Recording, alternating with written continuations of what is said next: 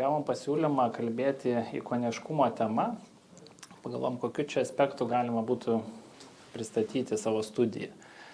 Tai pasitarėm su kolegom ir nusprendėm, čia toks pavadinimas ikoniškumas vės kontekstualumas, bet iš esmės pradėjom nagrinėti, kaip mes, kokias strategijas naudojam kaip studija būtent architektūrinėse konkursuose. Ar pasirinkti kelią įsilieti į kontekstą, ar vis dėlto pasiūlyti kažkokį akcentinį pastatą, kuris būtų akcentas visai vietoviai. Tai taip iš karto, neperbėgant prie savo projektų pristatymo, galiu pasakyti, kad pabandėm paskaičiuoti, kiek vis dėlto tas, sakykime, drąsus požiūris konkursuose vis dėlto veikia rezultatą konkursų. Tai sakyčiau, taip apie 70-80 konkursų per mūsų studijos istoriją pavyko laimėti, būtent siūlant šiek tiek drąsesnes idėjas, kurios galbūt kažkiek transformuoja vietovę ir sukuria tam tikrą akcentą. Jeigu siūlome tą blend-in strategiją, tai dažniausiai gal, sakykime, tas pergalių skaičius atsiranda link 20-30%. Paskutinis didelis konkursas, kuriame mūsų studija dalyvavo ir nugalėjo, tai čia prieš metus trupučiu vykęs verslo trikampio konversijos konkursas. Ir vėlgi galiu pasakyti, kad turbūt pirmą vietą laimėjome todėl, kad iš esmės iš visų studijų pasiūlėme be visos urbanistikos kažkokį pastatą, kuris tapo tuo kvartalo vinimi ar akcentu. Čia rodo mūsų studijos pristatymą pasiūlymo. Šiaip konkursas šiuo metu dirbame su dar dviem kolegom architektais. Tai dėl susitarimų su vystytoju kol kas naujausios vizijos pristatyti negaliu. Bet, kaip minėjau, tai tas toks drąsus priėjimas prie urbanistikos, vis dėlto nesiūlant tik tai foninį užstatymą miestui, bet vėl grįšiu kažkokio akcento atradimas savo koncepcijoje, jis iš esmės nulėmė mums pergalę šitam konkurse. Ir tą akcentavo ir komisija, ir vystytojai. Kitas vienas iš tokių pirmųjų konkursų, kur patys, kai statybos vyko, užduodavom savo klausimą, atvažiavus, kai statybininkai statė tą tokį vidinį atriumą, kas čia taip sugalvojo ir kaip čia mums taip leido. Tai toks buvo diskusija, bet irgi galima sakyti, kad pasirinkus strategiją vis dėlto, kad turim čia kažką pasiūlyti ženkliško, ir nulėmė irgi pergalę, nes užsakovas ir pasirinko mūsų pasiūlymą, todėl kad norėjo, kad pastatas taptų atpažįstamas, lengvai toj didelėje Ukmergės gatvėje. Sakykime, jeigu jau pastatui gali tam tikrus pravardės sukurti, tai jau yra geras dalykas, nes, sakykime, logistiškai, kur susitinkam prie to pastato su akim ar ten su skylė ar panašiai, kaip kalba.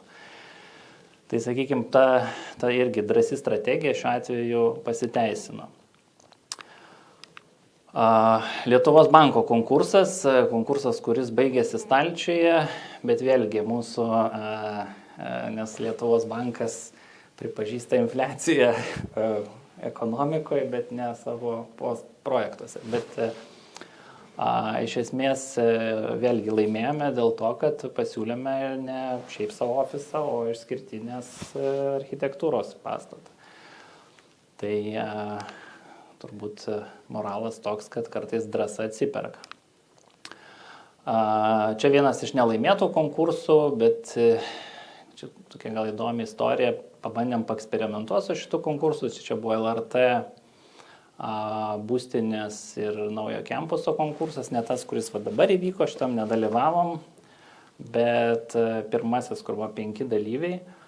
Tuo metu labai turėjom daug darbų ir, sakom, kažkaip reiktų į portfolio projekto, bet kaip čia padaryti, kad nelaimėt.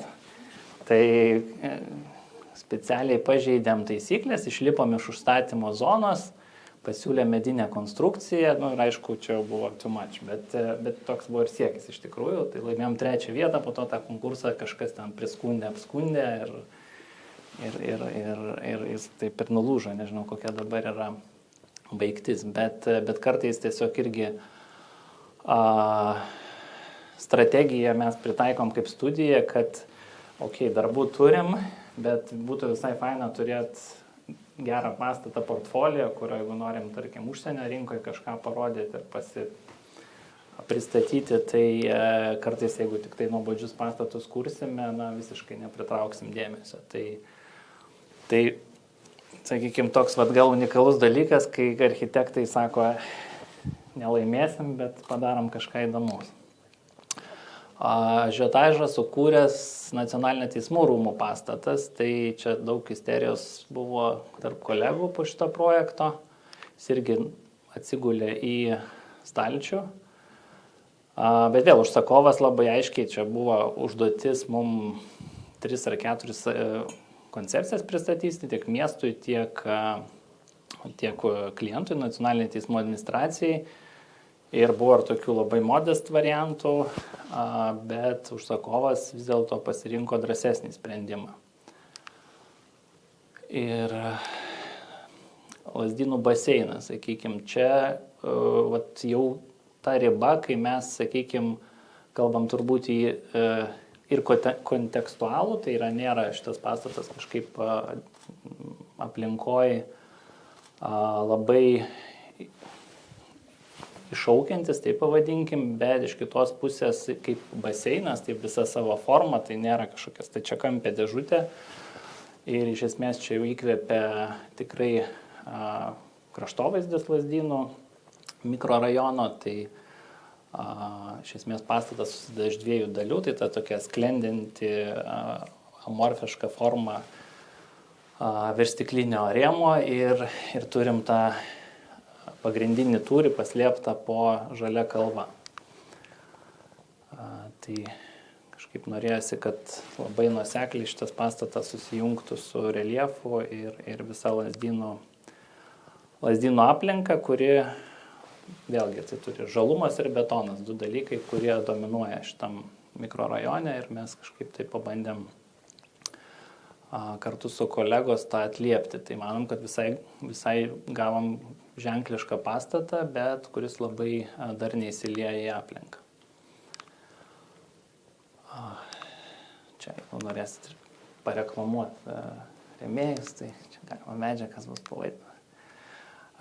Kartais galima ženklišką ir dangoraižį pasiūlyti, tai čia vienas iš tokių eskizų darytas CBD. Iš esmės, kas, manau, šiuo metu trūksta ko Lietuvoje, kad mes kaip ir turim tą architektūros įstatymą, turim architektūros kokybės kriterijus, bet dažnai turim labai daug ginčų. Iš esmės, ginčai kyla dėl to, kad, tarsi įtvirtinta urbanistinis integralumas, kontekstualumas ir taip toliau, bet vėlgi labai nesudėtinga būtų patobulinti tą teisės aktą ir nustatyti tam tikrus kriterijus, pavyzdžiui, kad CBD aukštybinių pastatų zonų yra vienokia kokybė, turėtų būti akcentuojama, senamiestį turbūt kitokia kokybė ir kitos vertingos savybės, kurias reikėtų integruoti. Žvėrynas turi savo kalbą ir savo vertę, naujamiestis, ta prasme, kad iš esmės tą dabar architektūros kokybės, kontekstualumo, integralumo kriterijų galima būtų stipriai išplėsti. Vienas iš pavyzdžių Cyber City projektas. Šitam konkursė nuėjom tuo irgi jau ne ženklišku keliu, bet kitokią strategiją taikėm. Iš esmės galvojam, projektuojam naujamiestį. Norėjom kažkokią sukurti kalbą architektūrai, kad tai nebūtų pastatas, kurį tiesiog paėmė iš, Žirmūnų, Antakalnio ar bet kur pastatė ir jis gali bet kur stovėti. Tai norėjosi kažkaip per medžiagiškumą, per tam tikrą tą pramoninės architektūros paveldą sukurti kažkokią naują naują kokybę būtent tam rajonui. Tai tiesiog norėjom, kad pastatas tiek savo medžiagiškumu jisai kažkaip dar neįsiliestų į kontekstą naujamiesčio. Tai atradome, prisiminėm anksčiau pamirštas 3D formas betono, dabar jau kolegos visą laiką džiugina, kai matom, kad jau sekam mūsų pėdomis, tai matai, kad tikrai neišradom, bet prisiminėm, kad prieš 20-30 metų taip kolegos darydavo, tai tos 3D betono formos dabar tapo jau mada visam Vilniuje naujose projektuose. Masiškai pradėjom naudoti surenkamų gaminių ir klinkerio darną ir tiesiog eksperimentuoti, ką galim su to padaryti. Ir visai gavosi ikoniškas Varnelio paveikslas su panaudojus 3D ir apšvietimą. Tai, sakykime, yra tam tikrų džiugių momentų. Čia detalės viso komplekso.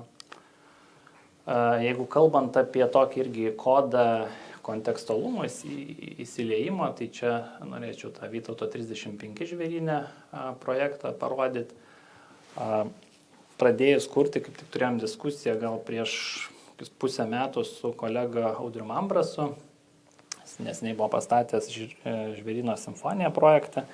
Kažkaip kalbėjom, kad čia Karalius tą terminą įkalė, kad Žvėrynas yra zoologijos sodas architektūrinis ir kad turim kažkaip siekti to tokio vientisumo architektūroje. Tai pabandėm, Audrius vienaip, sakykime, priejo prie tos kalbos, bet kažkiek, kad giminingi pastatai būtų ir susikalbėtų būtent, kad čia šiuo atveju įsilietų tą ikoniškumą, pabandyti naują Žvėryno standartą kažkokį sukurti per tą labai jau jautresnį prieimą prie esamo konteksto ir kas džiugina, kad gyventojai, bendruomenė, praeiviai vis kažkokius komentarus pasako, kad šitas pastatas nebeįsivaizduojam, kaip čia, kad nebūtų to pastato ir kad jis taip puikiai įsilieja į aplinką.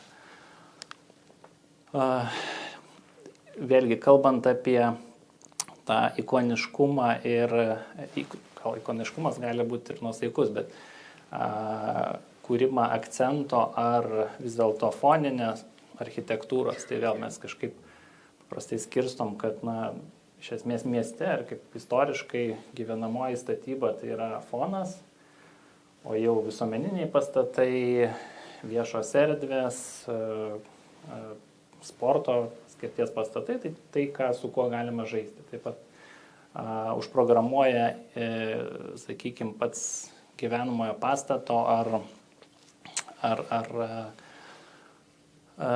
vienfunkciniai, sakykime, dalykai užprogramuoja, kad tiesiog mažai gali su tą formą žaisti ir natūraliai bet kokį projektai tampa tokie labiau nuosaikus. Tai čia buvo Klaipėdoje prie Jono Kalnelio konkursas, kurio nelaimėjome iš tos srities, bet matosi, kad tada jau toks, kuriam tarsi bandom pratęsti senamiestį, ne miegamosios rajonus pritemti prie miesto centro, bet jau ta architektūra, jinai rami, tokia nuosaiki ir jinai kažkokių akcentų neiššaukianti. O čia pabaigai, kaip kartais architektai tiesiog nusprendžia visai kitaip daryti, tai dabar statomas kolivingas čia visai netoli Ozo, dėl to ir įdėjom šitą skaidrę Gerolaičio 4. Tai pradėjom prieš 10 metų, čia toks kaip kaspinėlis biurų pastatą projektuoti ir susigyvenom ir po to kažkaip buvo vėl padėtas projektas į stalčių ir dabar jau jis atgimė visiškai kitoj formą. O baigiant apie konkursus, tai kažkaip mūsų studijai labai sekasi, kai mes tokį irgi juoką turim, kad jeigu yra McDonald's šalia, tai praktiškai galit net nedalyvauti kolegos, mes tikrai laimėsim. Taip kažkaip Lietuvos bankas priešais McDonald's, tas U219 šalia McDonald's, tai kai verslo trikampio konkursas buvom, tai nusipirkom Big Mac'ą ir važinėjom aplinkui,